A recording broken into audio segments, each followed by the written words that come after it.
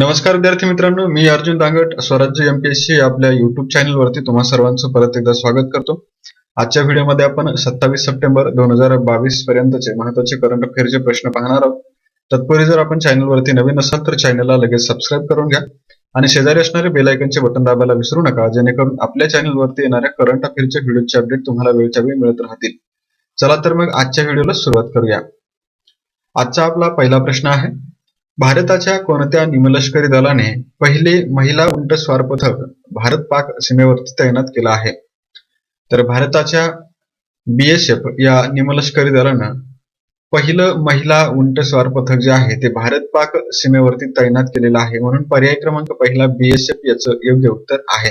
तर BSFचं पहिलं महिला उंटस्वार पथक जे आहे ते राजस्थान आणि गुजरातमध्ये भारत आणि पाकिस्तानच्या सीमेवरती तैनात करण्यात येणार आहे. 1 डिसेंबर रोजी BSFच्या स्थापना दिवसाला परेडमध्ये हे पथक पहिल्यांदाच सहभागी होणार आहे आणि हे पथक अशा प्रकारचं जगातील पहिलंच पथक असणार आहे, जे की महिलांचं उंटस्वार पथक आहे.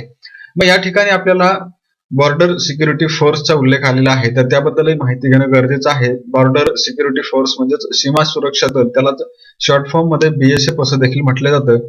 तर हे जे भारताचं निमलष्करी दल आहे ते पाकिस्तान आणि बांगलादेशच्या सीमेवरती भारताच्या सीमेचं रक्षण करण्याचं कार्य बॉर्डर सिक्युरिटी फोर्स कडून करण्यात येतं आणि भारताच्या 7 केंद्रीय सशस्त्र पोलीस दलांपैकी बॉर्डर सिक्युरिटी फोर्स एक दल आहे, हे आपण लक्षात ठेवायचं आहे.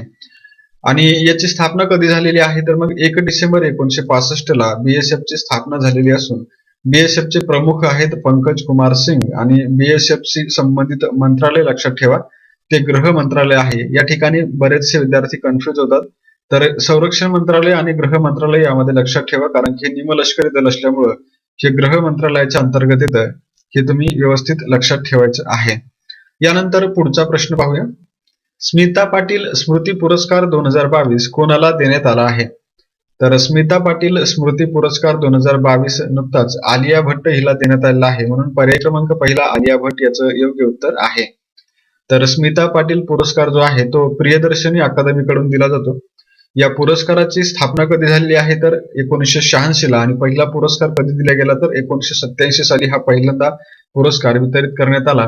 मग पहिला पुरस्कार विजेत्या कोण होत्या, तर तन्वी आझमी या ज्या अभिनेत्री होत्या त्या पहिल्यांदाच स्मिता पाटील स्मृती पुरस्काराच्या विजेत्या राहिल्या होत्या. आणि यानंतर हा जो पुरस्कार आहे तो आता यावर्षी कोणाला देण्यात आलेला आहे, तर 2022 या वर्षासाठी आलिया भट्ट या अभिनेत्रीला हा पुरस्कार देण्यात आलेला आहे. हा पुरस्कार अभिनय क्षेत्रामध्ये उल्लेखनीय कामगिरी करणाऱ्या अभिनेत्रींना प्रियदर्शनी अकादमी कडून दिला जातो, हे देखील आपण लक्षात ठेवायचं आहे. तसंच याचे मागील काही विजेते आपण पाहूया. 2020 मध्ये तापसी पन्नू हिला हा पुरस्कार मिळाला. त्यानंतर 2021 मध्ये कियारा आडवाणी या अभिनेत्रीला हा पुरस्कार देण्यात आला आणि आता 2022 मध्ये आलिया भट्ट या अभिनेत्रीला हा पुरस्कार देण्यात आलेला आहे. यानंतर आता आपण पुढचा प्रश्न पाहूया. जागतिक कुस्ती चॅम्पियनशिप 2022 मध्ये कोणी कांस्य पदक जिंकलं आहे? तर नुकतीच जागतिक कुस्ती चॅम्पियनशिप 2022 पार पडलेली आहे आणि यामध्ये भारताच्या बजरंग पुनियानं कांस्य पदक जिंकलेलं आहे, म्हणून पर्याय क्रमांक तिसरा बजरंग पुनिया याचं योग्य उत्तर आहे. तर भारतीय कुस्तीपटू आहे बजरंग पुनिया, त्यानं जागतिक कुस्ती चॅम्पियनशिप 2022 मध्ये पुरुषांच्या फ्रीस्टाईल प्रकारामध्ये 65 किलोग्राम वजनी गटातून कझाकस्तानच्या दौलेट नियाझबेकोवला पराभूत करून कांस्य पदक जिंकलं आहे. जागतिक कुस्ती स्पर्धेमध्ये बजरंगचं हे 4थं पदक होतं, हे देखील लक्षात ठेवा. तर मग त्याचे आतापर्यंतचे जे जागतिक कुस्ती चॅम्पियनशिप मधील पदक आहेत ते आपण पाहणं गरजेचं आहे. तर 2013 साली त्याला कांस्य पदक मिळालं होतं, त्यानंतर 2018 मध्ये त्याला रौप्य पदक मिळालं आणि 2019 आणि 2022 साली त्याला कांस्य पदक मिळालेलं आहे.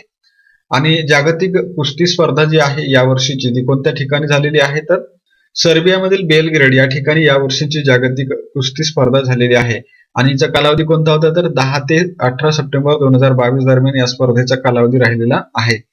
तसंच या स्पर्धेमध्ये सर्वाधिक पदकं कोणत्या देशानं जिंकली, तर अमेरिका या देशानं या स्पर्धेमध्ये एकूण 15 पदकं जिंकलेली आहेत आणि पदक तालिकेमध्ये अमेरिका हा देश पहिल्या क्रमांकावरती राहिलेला आहे. आणि या स्पर्धेमध्ये आपल्या भारताला किती पदकं मिळाली, तर फक्त 2 पदकं या स्पर्धेमध्ये आपल्या भारताला मिळालेली आहेत. तर यामध्ये विनेश फोगट आणि बजरंग पुनिया यांनी कांस्य पदकं जिंकलेली आहेत. ह्या सर्व गोष्टी या प्रश्नाच्या बाबतीमध्ये महत्वाच्या आहेत, त्या तुम्ही व्यवस्थित लक्षात ठेवा. आणि यानंतर आता आपण पुढचा प्रश्न पाहूया. कोणत्या देशाच्या लष्कराने जगातील सर्वात उंच युद्धभूमी असलेल्या सियाचीन ग्लेशियरवर उपग्रह आधारित इंटरनेट सेवा सुरू केली आहे? तर जगातील सर्वात उंच युद्धभूमी असलेल्या सियाचीन ग्लेशियरवर आपल्या भारतीय लष्करानं उपग्रह आधारित इंटरनेट सेवा सुरू केलेली आहे, म्हणून पर्याय क्रमांक पहिला भारत याचं योग्य उत्तर आहे. तर जगामधील सर्वात उंच युद्धभूमी असलेल्या सियाचीन ग्लेशियरवर उपग्रह आधारित इंटरनेट सेवा सक्रिय करून भारतीय लष्करानं उल्लेखनीय कामगिरी केलेली आहे. आणि सियाचीन ग्लेशियर जे आहे ते भारतीय लष्करासाठी खूप महत्वाचं आहे, कारण या ठिकाणी चीन आणि पाकिस्तान या दोन्ही शत्रू देशांकडून सतत हल्ले होत असतात. तर अशा प्रकारे या ठिकाणी ही सर्व माहिती लक्षात ठेवा आणि यानंतर आपण पुढचा प्रश्न पाहूया. साऊथ एशियन फुटबॉल फेडरेशन महिला चॅम्पियनशिप 2022 कोणत्या संघाने पहिल्यांदा जिंकली आहे? तर दक्षिण आशियाई फुटबॉल फेडरेशनची महिला चॅम्पियनशिप 2022 जी आहे ती यावर्षी पहिल्यांदाच बांगलादेश या देशानं जिंकली आहे, म्हणून पर्याय क्रमांक चौथा बांगलादेश याचं योग्य उत्तर आहे. तर यावर्षीच्या नेपाळमधील काठमांडू या ठिकाणी झालेल्या स्पर्धेमध्ये बांगलादेशनं ऐतिहासिक विजय मिळवून पहिले विजेतेपद पटकावलेलं आहे. मग बांगलादेशने कोणत्या संघाला पराभूत केलं? तर नेपाळच्या संघाला बांगलादेशनं अंतिम सामन्यामध्ये पराभूत केलेलं आहे आणि बांगलादेश या स्पर्धेचा पहिल्यांदाच विजेता ठरलेला आहे.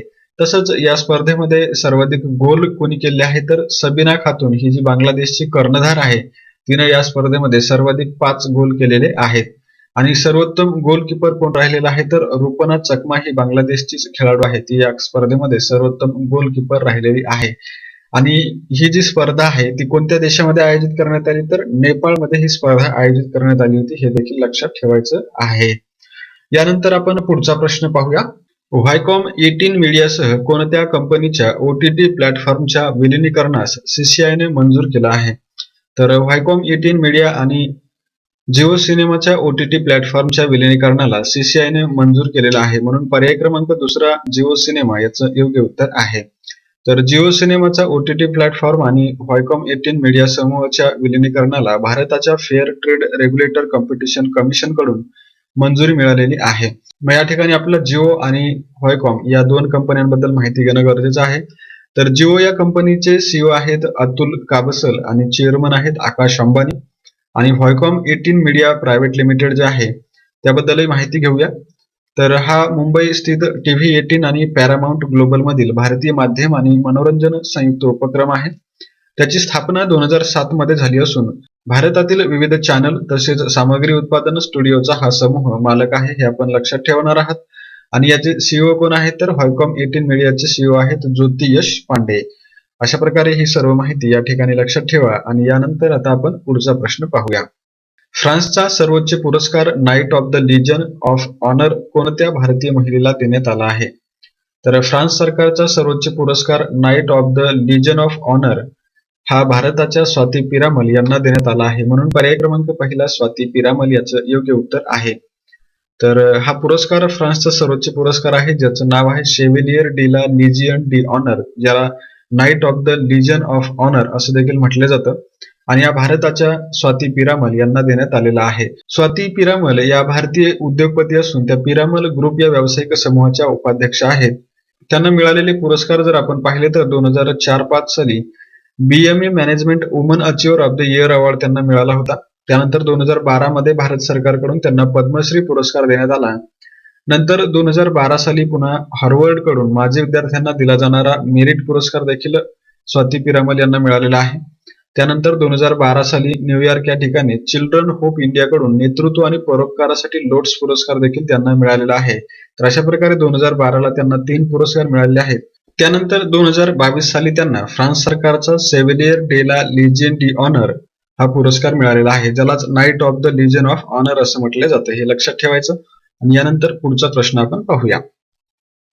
भारतीय नौदलाने 32 वर्षांच्या सेवेनंतर कोणत्या युद्धनौकेला पदमुक्त केलं आहे?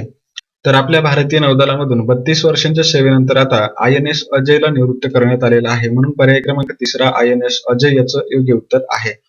तर INS अजय जी आहे ती 32 वर्षांच्या सेवेनंतर बंद करण्यात आलेली आहे.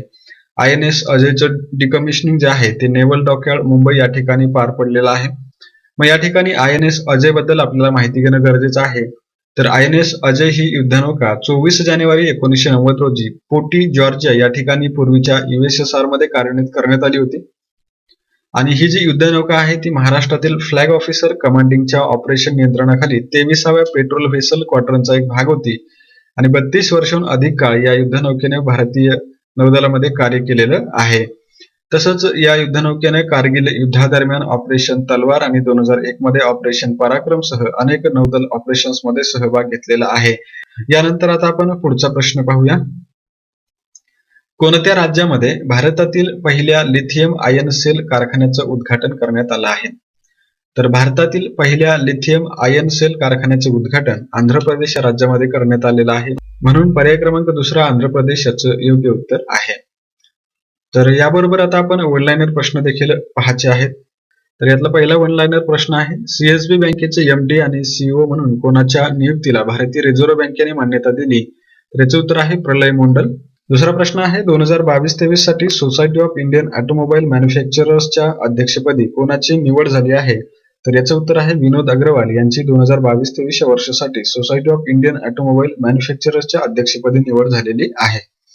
यानंतर पुढचा प्रश्न आहे, केंद्रीय जलशक्ती मंत्री गजेंद्रसिंह शेखावत यांनी कोणत्या प्रदेशाला भारतातील पहिला स्वच्छ सुजल प्रदेश म्हणून घोषित केला आहे? तर आपल्या भारतामधील पहिला स्वच्छ सुजल प्रदेश म्हणून अंदमान आणि निकोबार या केंद्रशासित प्रदेशाला घोषित करण्यात आला आहे. म्हणून पर्याय क्रमांक पहिला अंदमान आणि निकोबार याचं योग्य उत्तर आहे. यानंतर वन लाइनर प्रश्न आहे, कोणत्या संघानं पहिल्यांदा ड्युरॉन चषक जिंकला आहे? तर याचं उत्तर आहे बेंगळुरू FC. दुसरा प्रश्न आहे, चंदीगड विमानतळाला कोणाचं नाव देण्याची घोषणा भारताचे पंतप्रधान नरेंद्र मोदी यांनी केली आहे? तर या प्रश्नाचं उत्तर काय आहे, तर शहीद भगतसिंग यांचं नाव चंदीगड या विमानतळाला देण्याची घोषणा पंतप्रधानांकडून करण्यात आलेली आहे. त्यानंतर तिसरा प्रश्न आहे, 2 तास 1.9 सेकंद एवढ्या जागतिक विक्रमासह बर्लिन मॅरेथॉनचं विजेतेपद कोणी पटकावलं आहे? तर बर्लिन मॅरेथॉनचं विजेतेपद एलिउड किपचोगे यांनी जिंकलेलं आहे आणि हा खेळाडू कोणत्या देशाचा आहे? तर केनियाचा आहे. यानंतर पुढचा प्रश्न आहे, S&P ग्लोबल रेटिंग्सने चालू आर्थिक वर्षामध्ये भारताची आर्थिक वाढ किती टक्के राहण्याचा अंदाज वर्तवला आहे?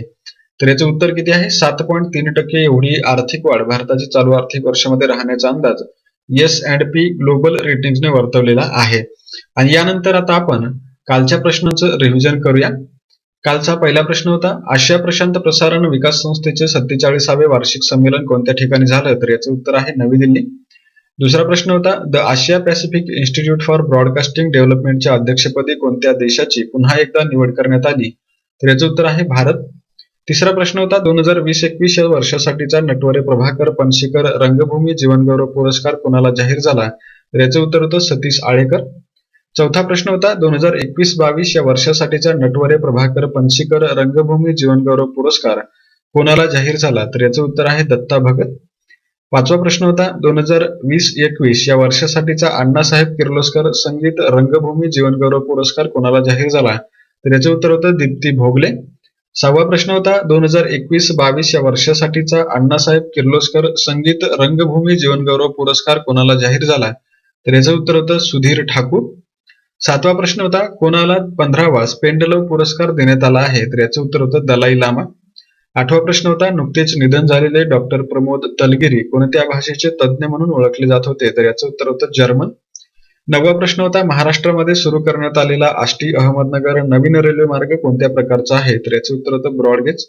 आणि 10वा प्रश्न होता, युनिसेफने UN चिल्ड्रन्स फंडची सदिच्छा दूत म्हणून कोणाची नियुक्ती केली? तर या प्रश्नाचं उत्तर होतं व्हेनेसा नकाते. तर कालचा सर्व प्रश्न होता, पहिला अण्णासाहेब किर्लोस्कर पुरस्कार कोणाला मिळाला होता? तर याचं उत्तर होतं श्रीमती फैयाज यांना पहिला अण्णासाहेब किर्लोस्कर पुरस्कार मिळाला होता. म्हणून पर्याय क्रमांक पहिला याचं योग्य उत्तर आहे. आणि आजचा जो प्रश्न आहे तो पाहूया. सॅफ महिला चॅम्पियनशिप 2022 कोणत्या देशामध्ये आयोजित करण्यात आली होती? तर याचं उत्तर जे असेल ते तुम्ही कमेंट बॉक्स मध्ये सांगायचं आहे. आणि याचबरोबर आपला आजचा व्हिडिओ संपलेला आहे. व्हिडिओ आवडला असल्यास व्हिडिओला लाईक, शेअर आणि सबस्क्राईब करायला विसरू नका. आणि आपण भेटूया अशाच एका नवीन व्हिडिओमध्ये. तोपर्यंत जय हिंद, जय महाराष्ट्र.